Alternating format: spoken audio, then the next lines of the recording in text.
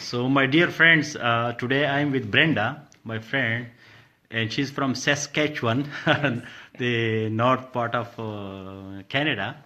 And she's such a spiritual person, and she has a lot of experience. She was living in Pakistan for a long time. She will be going to Pakistan again. So, Brenda, would you like to tell me, what is your definition of spirituality? Why you are a spiritual person? Well, coming from Canada, especially northern Canada, I Yeah. think it's important to understand spirituality is because you have to know how to live at peace, really, with your environment, especially winter, of course, as I Winter, look yeah. outside. Yeah. Is that you have to understand that we all have to live together. Mm-hmm. We have to live and enjoy life, Mm-hmm. and we have to be respectful of the lives around us, including nature. Nature.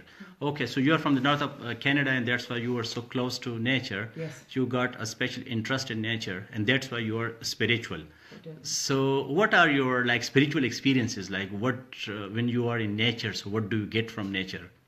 I think it's the same feeling that you have by breathing. Is it's happening. Breathing. Okay. Just by breathing, you know that you do it every moment, but only very seldomly are you aware of your breathing. Mm-hmm. Same with nature. Nature is around us at all times, but we don't exactly listen and feel for it and understand it.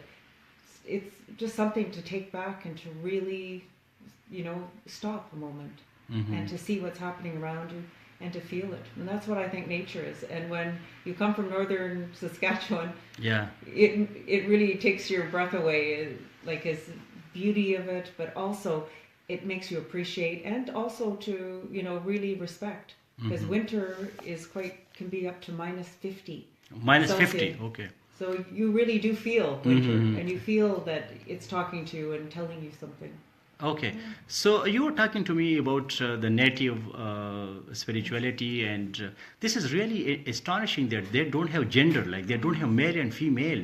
They No. consider it like unity of gender, is it? It's true. It Can is you true. explain this idea? It's and in fact, they don't have a word for he or she. They don't have a word for it's he not or he or she. she. Uh-huh. It's just completely that is you're a person. Uh-huh. That's it. That's it. You're just recognized. And in fact, someone who is close to not having gender would be even higher. Is that they understand both sides. They understand all of gender, like in equality, as well as in nature. They see animals as being as one with them. So the bear is considered the mother of. So there is no dichotomy. No, There is no duality. There is No, non-duality. Yeah. no, exactly. Okay, so there is no word for he or she, No. and they just they take it as person. Yes. And for me, I think gender sensitization is that when you consider a human being as person, you don't look at male or female. So, No. do you believe in biological differences of male and female? There are biologically they are different. Oh, of course there is genetically. Speaking, Genetically. of course. Yeah. But once you get past, I always say, the first layer of skin, it's all the same, other than a few chromosomes.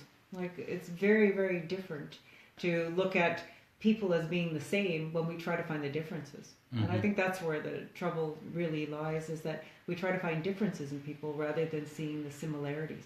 Similarities. Is So we should focus more on similarities, Absolutely. not on differences. Yeah. So, what is your secret of happiness and success? Like, would you like to share it with our I live friends? simply. I have to say, I believe in living for what you need only, not what you want.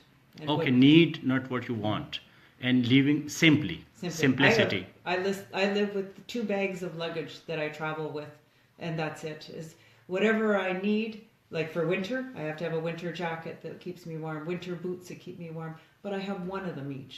Okay, I don't have many. I have what I need only. you need only. Okay, what not what you want.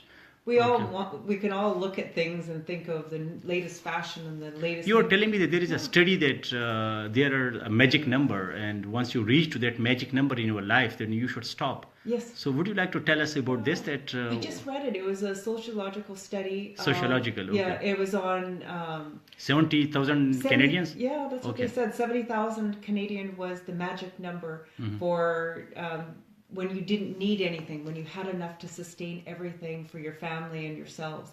And they were talking about it. Anything in excess of that, you were no happier. So your basic needs were all met for your family, and that was it. And anything above that, like I say, didn't cause any greater happiness. Your happiness level was sustained. Okay, so I'm also doing a study on this magic number that, for example, in Pakistani or Asian context, that how much money or how much the physical or material requirement we need, and then we stop. We should not, like the whole life, we should not be struggling for earning money and material things. Right. We should go then beyond, and we should go for psychological and spiritual things. So tell me the last question about your experiences in Pakistan. You were in Peshawar and in everywhere, huh? Oh, my Huh? eyes were just huge. It's funny, like I went there and it's just beautiful, like seeing the different culture. Because of course Canada is a very young country, Yeah. so seeing the history of the world, pretty much where it was amazing. Like you hear stories, especially when you're there, of the tourists that used to go through back in the 60s and 70s. Yes. And you can just feel that, all the history and the vibrance of the area. I was in KP Fata for. FATA. Yeah. Okay. Federally administered travel areas. Yeah, Okay. I went You were in to FATA. Which part of FATA? North Waziristan. North South Waziristan, is South where we Waziristan. were doing our programs. We were doing a lot of the. I work for like an organization, of course, humanitarian, and so we were doing a lot of work in that area. It was. So how did you incredible. find Pashtuns? The people, they were Very warm and welcoming. I have to warm say. and welcoming. Welcoming, and Okay. they would share their table with you. Share their table, hospitality. It reminded me of Canadians. Canadians. It did. It was Okay. very much. They accepted me. They were very Accepted welcoming. you. Okay. And they saw it as like that I was a part of their life, I was a part of their family. It was very Okay. nice. Okay. Good. So nice meeting you. We will remain in touch. I will add you to my Facebook as friend, and please do share your experiences with us, because you are a highly spiritual, energetic, and dynamic personality. And I hope that you will motivate a lot of people, or you will inspire your experiences in Canada, in Pakistan, because usually I tell Pakistanis that instead of coming to Pakistan, they may take Canadian system to Pakistan. Public health, we were talking about, there are so many hospitals in Pakistan and pharmaceuticals, the medicines, the people are taking a lot of medicines there. And you were telling me that their health system is good, but I think medical, they are now like doing it as a business. Medicines are like commodities. They are selling it like potatoes and tomatoes. Well, we were talking about that Yeah, we before. were talking, and it's yeah. really incredible to think that we're only treating symptoms of this society.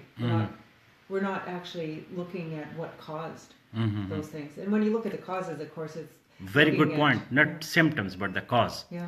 When we go to the root cause, so then we will be not taking care of the symptoms. Automatically, and as I told you, sugar, for example, we should not take sugar. Huh? Oh, I agree with Huh? that. Do you but take sugar? I don't take sugar. Sugar, you don't I'm take. not a sugar person. You are not a sugar person, huh? No, Oh, so okay. I believe in health and fitness and wellness is what I would call when you have everything combined and everything works in your life, it's wellness. Exactly, wellness. Okay. So nice of you. Thank you very much. Thank you so much for having me. You're welcome.